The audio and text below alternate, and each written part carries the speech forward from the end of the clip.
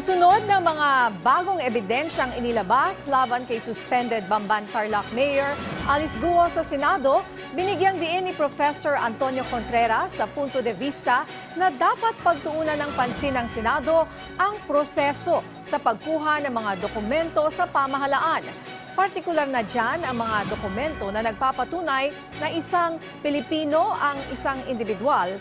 Ayon kay Contreras na isa ring political analyst, higit pa ito sa kasalukuyang issue dahil maaaring may nagpabaya sa kanyang trabaho o may nakipagkuntsaba umano para humantong sa pagkakaroon ng mga pekeng papeles.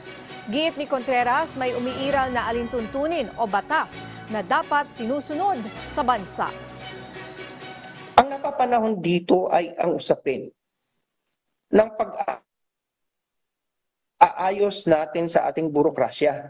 Burokrasya sa Philippine Statistics Authority, burokrasya sa COMELEC, burokrasya kung saan mang gagamitin ang mga patunay na ikaw ay isang Filipino citizen at ang burokrasya ng pagkuha ng mga dokumentong magpapatunay na Filipino citizen ka.